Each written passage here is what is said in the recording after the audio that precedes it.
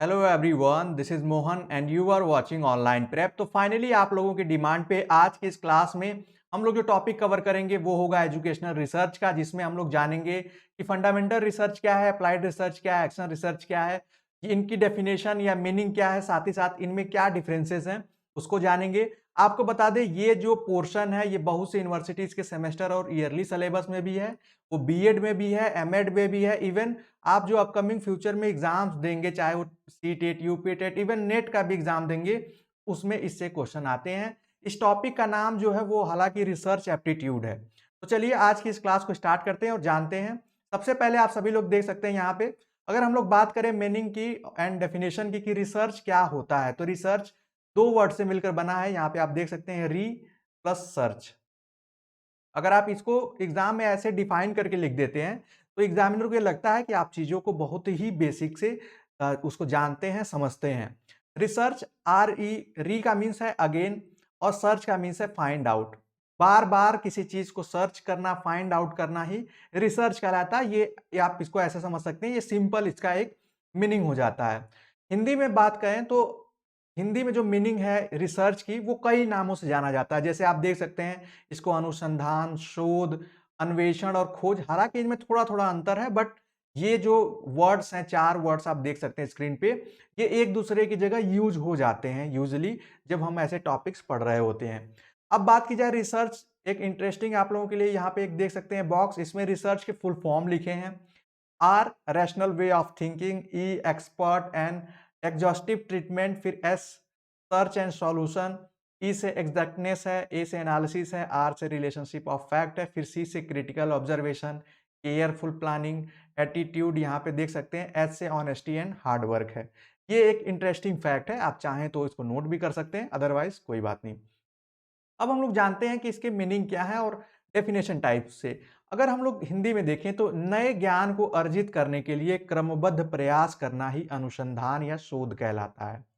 अब अगर आपको लिखना होगा एग्जाम में या आपको बताना होगा अपने वाइवा में या ऐसी जगहों पे, तो आप सिंपल एक लाइन में आप इसको डिस्क्राइब कर सकते हैं कि रिसर्च इज ए सिस्टमैटिक या systematized and effort to gain new knowledge. ये एक ऐसा तरीका है, एक ऐसा एफर्ट है जिसके वजह से हम नए ज्ञान को अर्जित कर पाते हैं, नए ज्ञान को सीख पाते हैं, वही रिसर्च कहलाता है। नहीं समझ में आया, दूसरी डेफिनेशन आप या दूसरा लाइन, दूसरा पॉइंट देख सकते हैं, किसी विषय अथवा समस्या का सावधानीपूर्ण या सावधानी पूर्वक आलोचनात्मक वो विधिवत अध्ययन ही अनुसंधान है।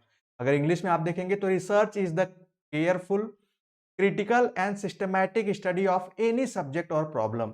हम अगर किसी भी, मतलब आप कह लीजिए वर्ल्ड के किसी भी टॉपिक को आप ले लीजिए, कोई भी विषय हो, उस पर अगर आप एक केयरफुल, उसके बाद क्रिटिकल और सिस्टमैटिक स्टडी करते हैं, आप उसको सिस्टमैटिकली देखते हैं, उसको समझने का प्रयास करते हैं, तो वो भी रिसर्च कहलाएगा।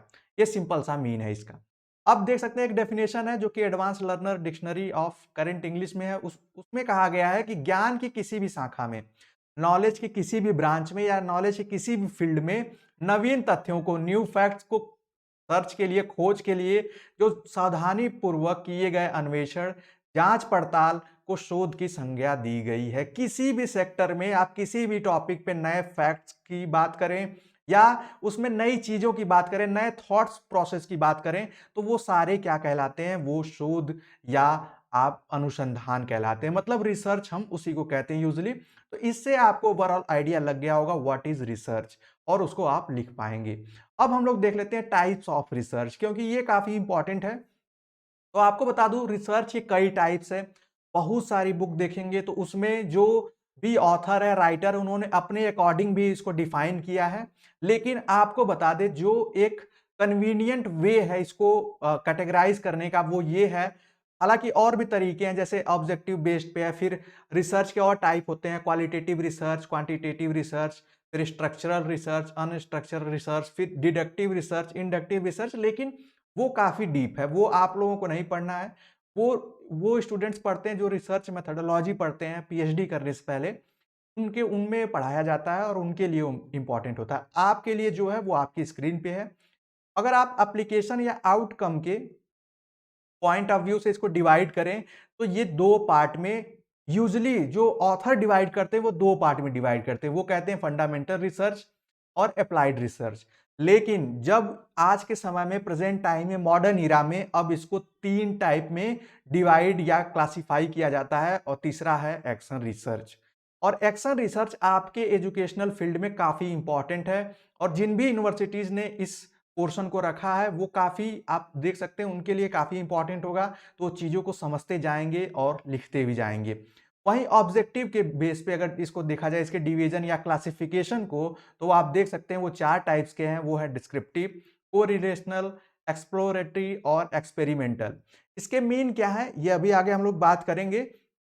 लेकिन अगर आपके एग्जाम में आए या आपको बताना हो कि यूजुअली जो हालांकि आप कुछ बुक्स ऐसी पढ़ेंगे वहां पे आप देख पाएंगे कि अगर देखा जाए कि रिसर्च कितने टाइप्स की होती है तो किसी ऑथर ने लिखा है इंटेलेक्चुअल रिसर्च और प्रैक्टिकल रिसर्च।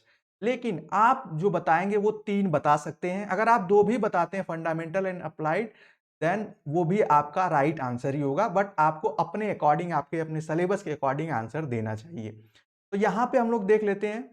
अब हम लोग जानेंगे कि फंडामेंटल रिसर्च को, जैसा अभी बता देता हूं, फंडामेंटल रिसर्च को ही बेसिक रिसर्च कहते हैं। इसको प्राइमरी रिसर्च भी कहते हैं, प्राइमरी रिसर्च। इसको प्योर रिसर्च भी कहते हैं। ये इसके नाम है। अप्लाइड रिसर्च को ओनली अप्लाइड रिसर्च के नाम से ही जाना जाता है और एक्शन रिसर्च जैसा कि अभी अब आगे हम लोग देखते हैं।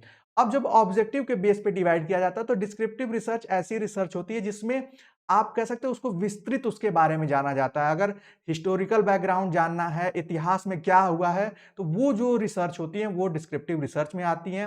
को रिलेशनल में क्या आती है, जो को रिलेट करके हम चीजों को देखते हैं, चाहे आप यहाँ के एटमॉस्फेयर को, जैसे अर्थ का एटमॉस्फेयर और मार्स के एटमॉस्फेयर को कंपैरेटिवली देखते हैं, इन दोनों में क्या अंतर है, क्या समानताएं हैं, तो ये सब क्या है, ये इसमें आता है। एक्सप्लोरेटरी का मतलब होता है जिसमें हम न्यू फैक्ट्स, न्यू थॉट्स, नई चीजों के बारे में, नए ज्ञान के बारे में या नए तरीकों के बारे में, उसमें जो जो रिसर्च होती है वो इसमें आती है। एक्सपेरिमेंटल में जो जिसमें हम आप कह सकते हैं कि जो भी हमारे पास फैक्ट होता है उसको वेरीफाई करने के लिए, नई चीजों को इजाद करने के लिए, नए इनोवेशन करने के लिए वो रिसर्च इस टाइप में आती है। लेकिन आपके लिए जो इंपॉर्टेंट है वो देखिए, सबसे पहला है फंडामेंटल रिसर्च। अब बात करते हैं इसको हिंदी में क्या कहते हैं, तो इसको मौलिक या मूलभूत अनुसंधान कहते हैं। प्राथमिक अनुसंधान, शुद्ध अनुसंधान भी इसका नाम है। तो कंफ्यूज नहीं होंगे, इसलिए मैं कोशिश करता हूं कि सारी क्लास में जितने भी एग्जिस्टिंग टर्म्स हैं उसको कम से कम आप लोग जानें। अब ये कहते किसे हैं, काफी इंटरेस्टिंग है, इसको ध्यान से समझिएगा। मौलिक अनुसंधान या मूलभूत अनुसंधान नए विचारों व सिद्धांतों का निर्माण करता है। इस सिद्धांत में यूजुअली जो भी हम लोग रिसर्च, इस रिसर्च में नए थॉट्स, जैसे कार्ल मार्क्स का नाम आप सभी लोग सुने होंगे, उसने एक रिसर्च ही की होगी जिसके बेसिस पे उसने बता दिया कि किस तरीके से जो सोसाइटी है वो डिवाइड है। उसने सोशलिज्म, कम्युनिज्म के बारे में बताया कि कम्युनिज्म एक तरीके सोसाइटी होनी चाहिए और सरकार के कंट्रोल में सारी चीजें होनी चाहिए, किसी की प्राइवेट प्रॉपर्टी, मतलब ये सारे जो थॉट्स हैं ये भी इसी रिसर्च में आते हैं कि आप बैठे बैठे भी कोई चीज सोच रहे हैं। जैसे अगर न्यूटन ने सोचा, आप एडिशन ने सोचा, जो भी नए इन्वेंट सोचे, लॉ ऑफ मोशन जब सर आइजैक न्यूटन ने देखा, ये सारी चीजें क्या हैं, ये इसी के अंतर्गत आती हैं, किसके, फंडामेंटल रिसर्च के अंतर्गत, क्योंकि इसमें नए प्रिंसिपल्स और नए थॉट्स की बात की जा रही है जो विभिन्न क्षेत्रों के, जो डिफरेंट आप कह सकते हैं फील्ड के प्रोग्रेस और डेवलपमेंट का बेस बनती है, आधार बनाता है। इसी रिसर्च से हम लोग, जैसे पॉलिटिक्स में बात की जाए तो अलग अलग फॉर्म की गवर्नमेंट्स, जैसे आज जो डेमोक्रेसी है, पहले डेमोक्रेसी का सिस्टम नहीं था। जब जो विचारकों ने, थिंकर्स ने इस पे सोचा, नए कंसेप्ट को दिया, ये सारी रिसर्च, इस तरीके की चीजें। आप जैसे फिजिक्स में ढेर सारे लॉज आप पढ़े होंगे, मेडिकल में ढेर सारे एक्सपेरिमेंट्स आते हैं, लॉज, ये सारे जो लॉज हैं, नई चीजें जो एग्जिस्ट कर रही हैं उनके बारे में, एलिमेंट्स के बारे में, ये जब फर्स्ट टाइम कोई भी चीज सर्च की जाती है तो वो इसी के थ्रू देखी जाती है, यूजुअली 99% केस में। उसके बाद मौलिक अनुसंधान से ज्ञान क्षेत्र में वृद्धि और विस्तृत अध्ययन किया जाता है। इसी के माध्यम से हम लोग ज्ञान क्षेत्र में, नॉलेज के फील्ड में ढेर सारी नॉलेज, आप इसमें फिलॉसफी, इसमें सारे सब्जेक्ट की नॉलेज और इसमें डिटेल्ड स्टडी की जाती है। अभी मैं आपको एग्जांपल बताऊंगा कि इस टाइप की रिसर्च में एग्जांपल्स आप क्या देंगे अपने एग्जाम में। नेक्स्ट वन देखिए, इसमें सिद्धांतों और धारणाएं विकसित होती हैं, जैसा कि conception and principle develops in this research, ये मैं आपको बता दिया। इस प्रकार के शोध अकादमी की दृष्टि से महत्वपूर्ण है। एकेडमिक में आप देखे होंगे कि जो भी यूनिवर्सिटी में आप पीएचडी का नाम जानते होंगे, पीएचडी जैसे रिसर्च हो गए, चाहे वो किसी भी फील्ड में, आर्ट, सोशल साइंसेज या साइंस में, पीएचडी जैसी रिसर्च इसी का एग्जाम्पल है। वो क्या है? Fundamental research. इसमें यूजली ये यूनिवर्सली देखा जाता है। आगे जब हम लोग अभी डिफरेंस देखेंगे तो सारी चीजें क्लियर हो जाएंगी, तो अभी परेशान आप नहीं होंगे। अगर अब बात किया जाए इसके कुछ एग्जाम्पल्स, तो जैसे गति के नियम, लॉ ऑफ मोशन, इतना मतलब आप कह सकते हैं कि ये नया थॉट था और इसी के बेस पे ये पहली बार नई चीजें एग्जिस्ट हालांकि करती थी, लेकिन पहली बार न्यूटन ने ये बताया कि किस तरीके से लॉ ऑफ मोशन, उसने 3 लॉज भी दिए, उसमें ढेर सारे एग्जांपल्स के थ्रू उसने बताया ये सारी चीजें। उसके बाद ह्यूमन डेवलपमेंट आप लोग सीडीपी में पढ़े होंगे, चाइल्ड डेवलपमेंट में, तो ये किस तरीके से डेवलपमेंट को ऑब्जर्व किया गया कि किस एज में हमारे या ह्यूमन में किस टाइप की क्वालिटीज डेवलप होती हैं, ये हो गया। फिर लर्निंग थ्योरीज हम लोग पढ़ रहे थे, जैसे स्किनर की थ्योरी, थॉर्नडाइक, पावलोव, जीन पियाजे, कोहलर, ये सभी लोग जो भी थ्योरिस्ट हैं, जो भी साइकोलॉजिस्ट हैं, इन्होंने भी अपनी कुछ ना कुछ थ्योरी दी है। वो जो रिसर्च उन्होंने की है, वो जो एक्सपेरिमेंट उन्होंने किया है, वो फंडामेंटल बेसिक प्योर रिसर्च के ही अंतर्गत आएगा। यहां तक बात समझ में आ गई होगी, तो अगला हम लोग देखते हैं।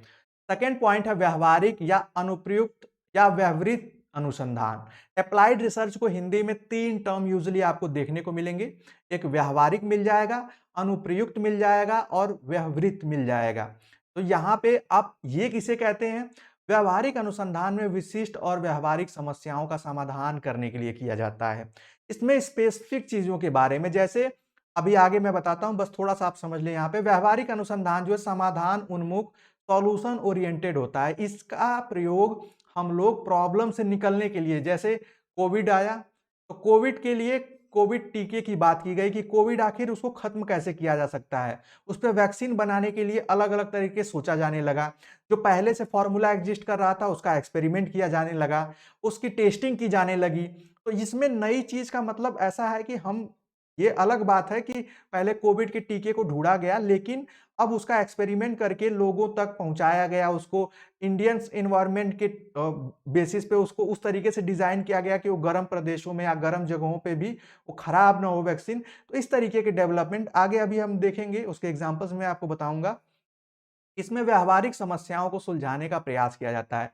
अप्लाइड, जो अप्लाइड रिसर्च है उसमें यूजली, जैसे आज के समय में आप देख सकते हैं किस तरीके से फोन के, आप उसमें कितने स्पेसिफिकेशंस आ गए हैं, कितनी सुविधाएं आ गई हैं, फोन में कितने वर्जन आ रहे हैं, अलग अलग फीचर आ रहे हैं। ये फीचर हमारी जरूरतों के हिसाब से उसी में रिसर्च किया जा रहा है। एक तो पहले कंसेप्ट था कि फोन कैसे बनाया जाए, अब फोन बन गया, जैसे आप मेगापिक्सल की बात करें, कितने मेगापिक्सल का आपका कैमरा है, अब उस कैमरे की क्वालिटी बढ़ाई जा रही है, लोगों की डिमांड भी है। ये इस तरीके के नए नए फीचर आ गए, जैसे ब्लूटूथ आया, वाईफाई आया, और ढेर सारे शेयरिंग ऐप आ गए सोशल मीडिया की तरह। ये सब नीड्स के अकॉर्डिंग जो भी रिसर्च की गई, वो सब अप्लाइड रिसर्च में आती है।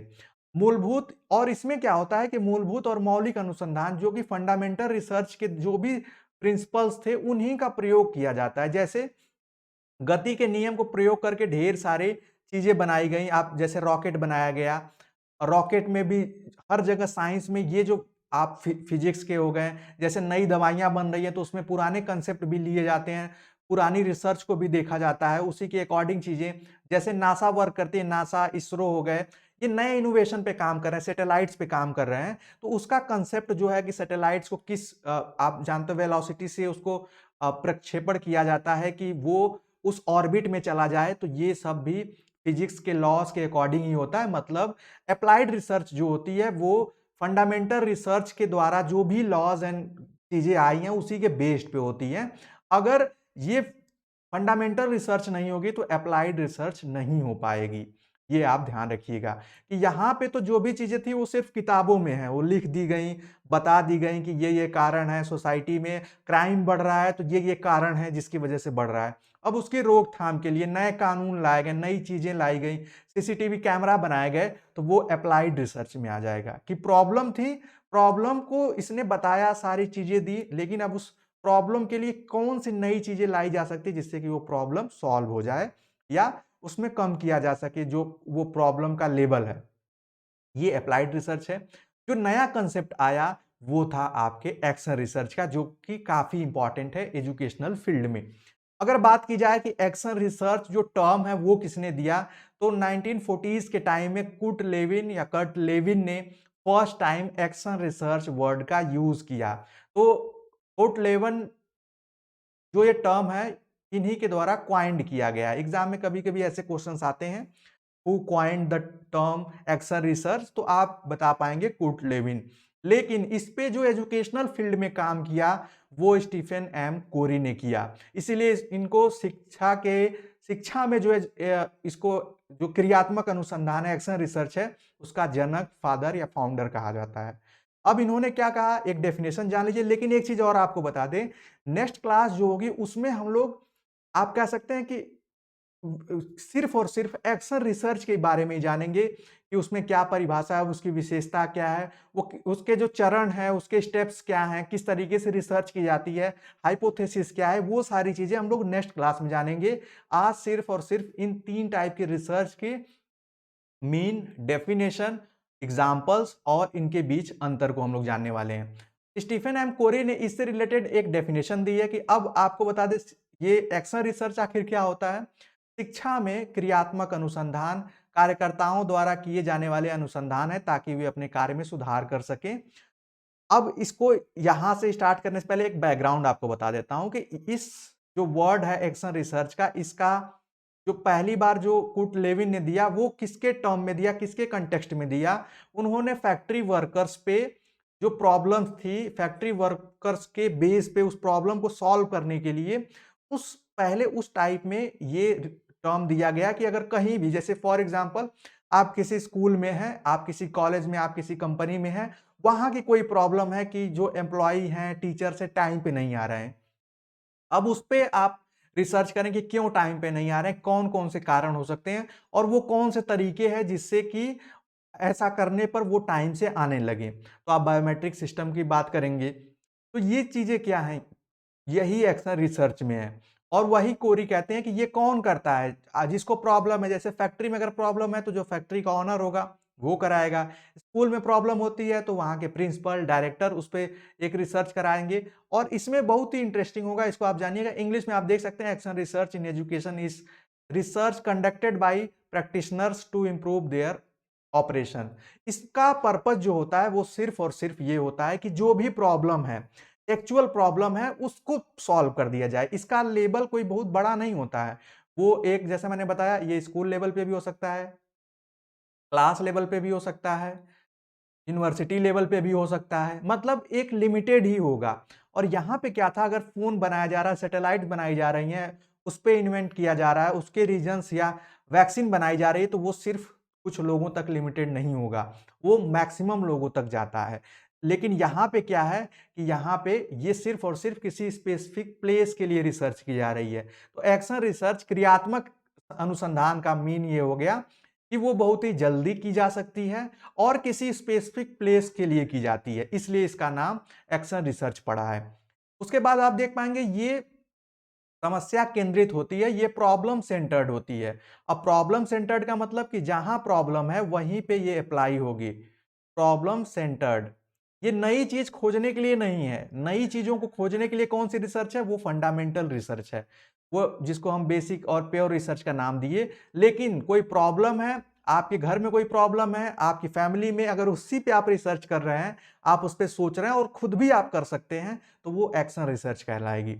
उसके बाद इसमें कौन अनुसंधान, मतलब इसमें आप कह सकते हैं रिसर्चर कौन होता है या प्रैक्टिशनर कौन होता है, तो वो अगर विद्यालय की बात की जाए तो उसके शिक्षक, प्रिंसिपल, डायरेक्टर और इन्विजिलेटर भी उस पर रिसर्च कर सकते हैं। जैसे अगर आपके, फॉर एग्जाम्पल, मैं आपको एक एग्जाम्पल बताता हूँ एक्शन रिसर्च का, कि अगर आपके क्लास में कुछ बच्चे बंक कर रहे हैं, क्लास छोड़ के चले जा रहे हैं, अगर मान लीजिए टोटल 4 क्लासेस चलती हैं आपके कॉलेज में या आपके यूनिवर्सिटी में, जहां पे भी आप पढ़ रहे हो, और स्टूडेंट्स बंक करके चले जा रहे हैं, और ये बात एचओडी को, प्रिंसिपल को, डीन को पता चलती है, और वो इस पे काम करना चाहते हैं, इसका इंप्रूवमेंट या इसका सॉल्यूशन चाहते हैं कि आखिर क्यों बंक कर रहे हैं। तो किसी एक टीचर को बोलेंगे कि आप इस पे रिसर्च करिए कि आखिर वो क्यों बंक कर रहे हैं।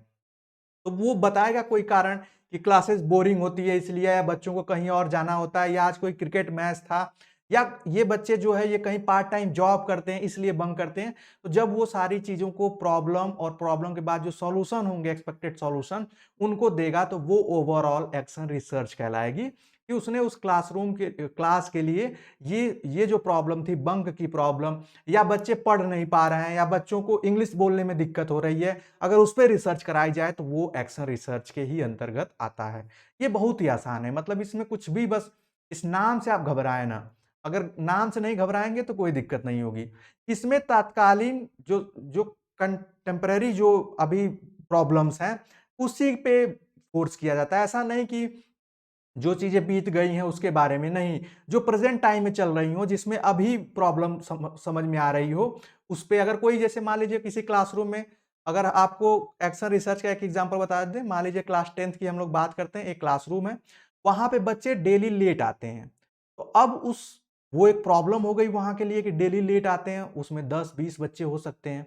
अब उस पे रिसर्च करना कि वो क्यों लेट आते हैं, क्या कारण है, और किस तरीके से ऐसा किया जा सकता है कि वो लेट ना आएँ। तो अटेंडेंस, फाइन, पेनल्टी, ऐसी चीज़ें लगाकर हम उनको रोक सकते हैं। तो ये भी आपके एक्शन रिसर्च का ही पार्ट है। उसके बाद इसका नेचर है इस रिसर्च का, जैसे आपको बता दें, आगे अभी हम लोग देखेंगे।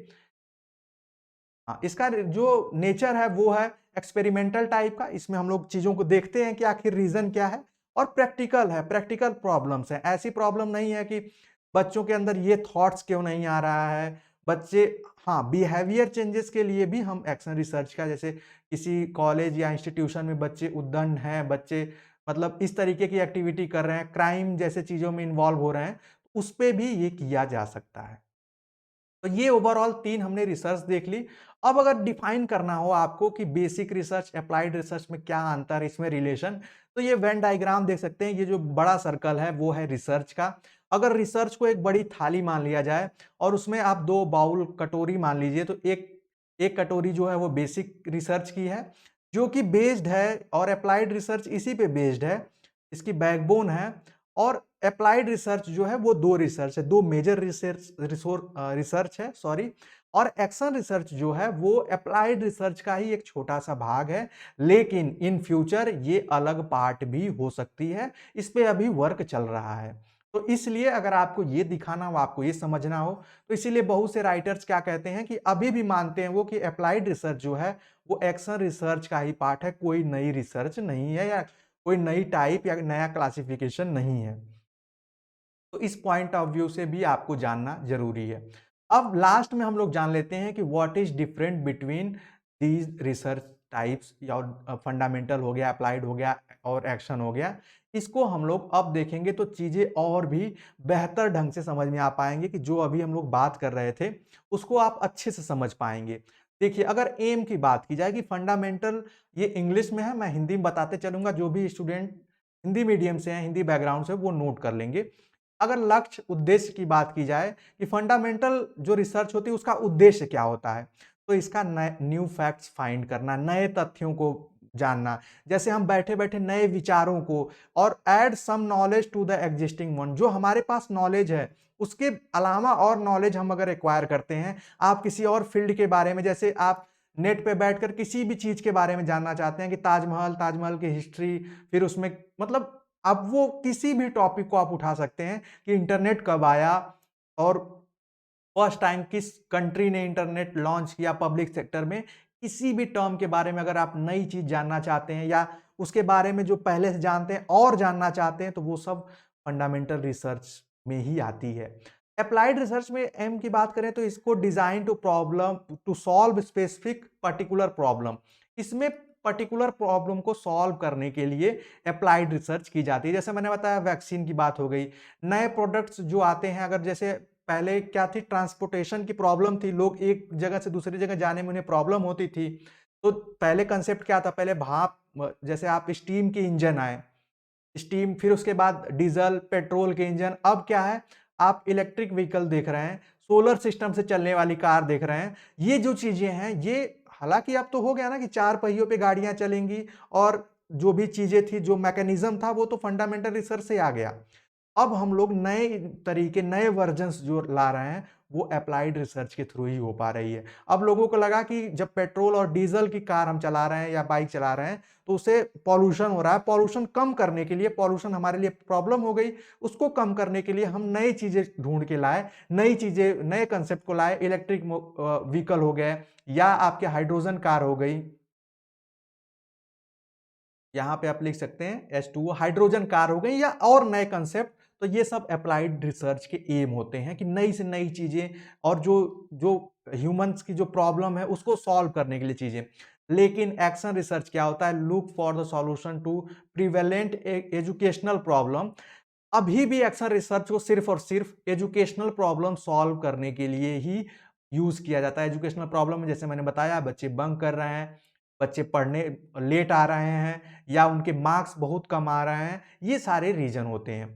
अगर एरिया प्रॉब्लम की बात करें कि कौन कौन से सेक्टर एरिया है इनके प्रॉब्लम्स का, तो जो फंडामेंटल रिसर्च है conductive in the context of general circumstances in the field of education, ये एजुकेशन के ओवरऑल फील्ड में हो सकती है। जैसे लोगों ने विचार दिया आदर्शवाद क्या है, प्रत्यक्षवाद क्या है, प्रयोगवाद क्या है, शिक्षा क्या है, शिक्षा की परिभाषा दे दी।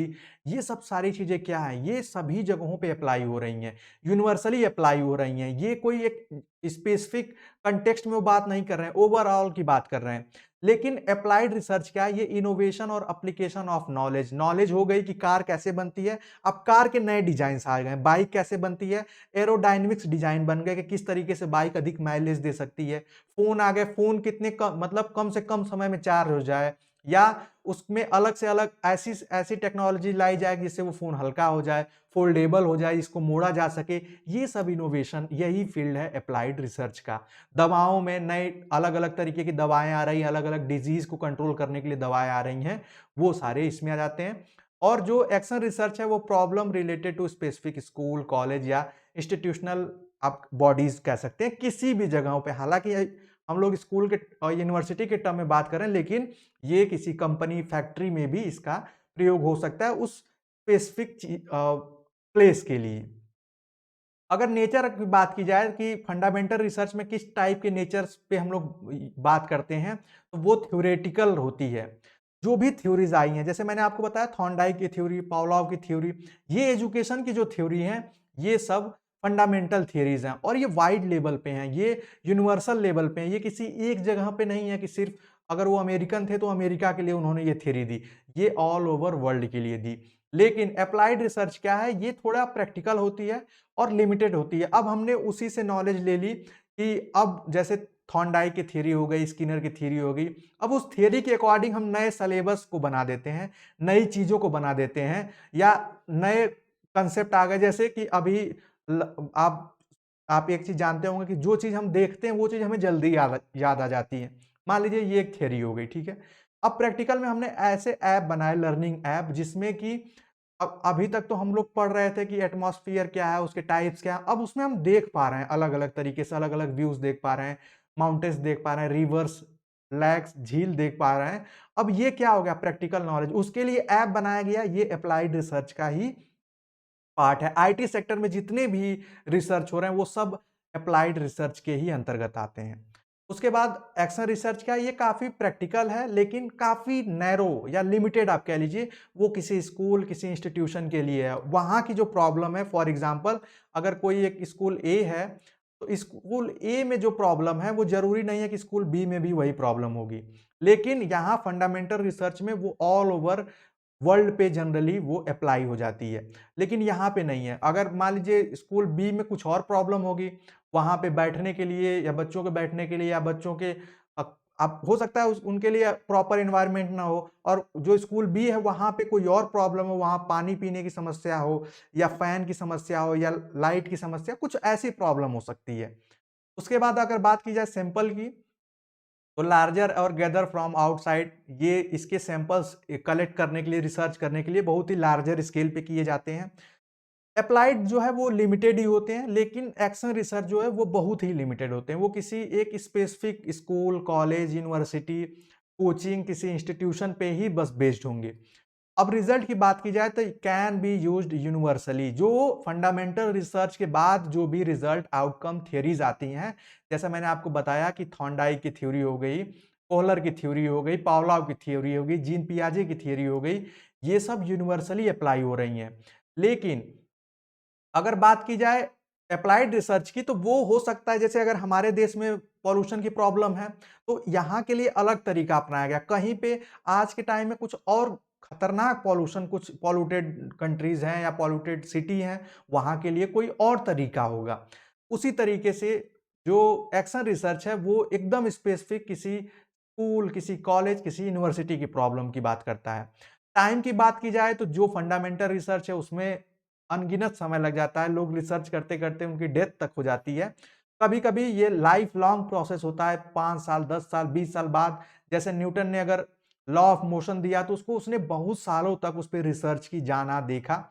और बात की जाए अगर अप्लाइड रिसर्च की, तो ये हालाँकि इस पे भी रिसर्च चलती रहती है, लेकिन साल, 2 साल में जैसे फ़ोन के नए-नए वर्ज़न आ जा रहे हैं, नए-नए स्पेसिफ़िकेशन आ जा रहे हैं। तो ये सब क्या है? ये डिमांड्स है, ये देखी जा रही है। ये थोड़ा कमर्शियली ओरिएंटेड होती है अप्लाइड रिसर्च आज के समय में। जो भी नए प्रोडक्ट्स, आप जैसे मैंने आपको यहाँ पे बताया था कि जो कमर्शियल प्रोडक्ट्स हैं, आज के समय में बहुत सारे ऐसे इलेक्ट्रॉनिक गैजेट आ रहे हैं जिसका हम लोग यूज़ कर रहे हैं। तो ये सब अप्लाइड रिसर्च में आ जाता है। और उसके बाद हम बात करें, यहाँ पे जो इसका टाइम है, एक्शन रिसर्च, इसको करने के लिए लिमिटेड टाइम दिया जाता है। 7 दिन में, 10 दिन में, 1 महीने में हमें उस प्रॉब्लम को, उस कॉलेज, उस यूनिवर्सिटी की प्रॉब्लम को बताना होता है, प्रॉब्लम के सॉल्यूशन को देना होता है। मैक्सिमम 1 सेशन, 1 सेशन तक ही मैक्सिमम, इससे ज़्यादा इसमें समय नहीं लिया जाता है एक्शन रिसर्च में। अब रिसर्च प्रोसीजर की बात की जाए तो ये काफ़ी रिजिड होता है, टेक्निकल नॉलेज चाहिए होती है, तरीके चाहिए होते हैं कि क्वालिटेटिव है, क्वांटिटेटिव है, इंडक्टिव मेथड लगा रहे हैं, डिडक्टिव मेथड लगा रहे हैं, ये सब फंडामेंटल, प्योर और बेसिक रिसर्च में होता है। अप्लाइड में ऐसा नहीं होता है। वो आप एक आम इंसान भी अगर उसको कोई प्रॉब्लम है, तो जैसे आप कहते हैं ना, जुगाड़ लगाना, नए तरीके इजाद कर देना, फ़ोन के चार्जिंग के नए जुगाड़, ऐसा आप सभी लोग जानते होंगे, वो सब अप्लाइड रिसर्च में आ जाता है। और जो एक्शन रिसर्च है ये काफ़ी फ्लेक्सिबल होती है और नो टेक्निकल नॉलेज रिक्वायर्ड। कोई टेक्निकल नॉलेज की ज़रूरत नहीं है। अगर टीचर अपने क्लासरूम में कोई प्रॉब्लम को समझना चाहता है, उसके सॉल्यूशन को जानना चाहता है, तो उसके लिए किसी टेक्निकल नॉलेज की ज़रूरत नहीं है।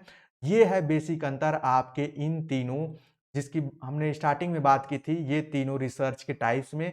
और ये रिसर्च क्या है इसको देख लिया। अगली क्लास में हम लोग और डिटेल से जानेंगे कि आखिरकार एक्शन रिसर्च क्या है, एक्शन रिसर्च की ज़रूरत क्या है, उसके फ़ायदे क्या हैं और उसको कैसे प्रयोग में लाया जाता है, किस तरीके से उसकी रिपोर्ट बनाई जाती है। वो काफ़ी इंटरेस्टिंग क्लास होगी। तो जो भी स्टूडेंट्स जानना चाहते हैं, एक्शन रिसर्च पढ़ना चाहते हैं, तो अगली क्लास का वेट करेंगे। इस वीडियो के डिस्क्रिप्शन में भी उसका लिंक मिल जाएगा जिस पे आप जुड़कर देख सकते हैं। आई होप आज की इस क्लास में आप लोगों को नई चीज़ें और बेटर वे में जानने को मिला होगा। मैंने कोशिश की है बहुत ही सिंपल वे में और जितना आसान हो सकता है उस आसान तरीके से आपको बताएं। तो मिलते हैं नेक्स्ट क्लास में नेक्स्ट टॉपिक के साथ। तब तक के लिए bye bye, take care and keep watching.